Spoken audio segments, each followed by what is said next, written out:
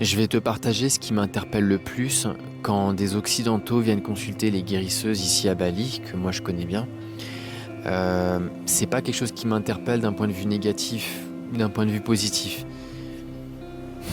Bref, je te le partage et puis tu pourras faire ce que tu veux de cette information-là. C'est les gens viennent et ils parlent. Ils parlent, ils parlent, ils parlent, ils parlent, ils font des monologues.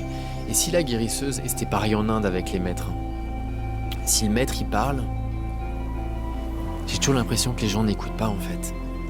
Souvent ça coupe la parole et ça continue d'expliquer sa situation présente. Stop! Faut que tu arrives à trouver ton silence à l'intérieur et que depuis cette présence-là, tu puisses écouter les autres. Quand tu écoutes depuis ton propre silence intérieur, tu offres ta présence à la personne qui est en face. Lorsque tu continues de parler, de couper la parole de manière compulsive, mais tu imposes ton conditionnement à la personne en face. Et c'est tellement fatigant. Pas toi, mais juste nos schémas réactionnels. Moi j'ai été comme ça pendant des années, je le suis encore aujourd'hui. Mais c'est tellement usant, quoi. Notre présence, c'est notre plus grand cadeau pour nous-mêmes et pour les autres.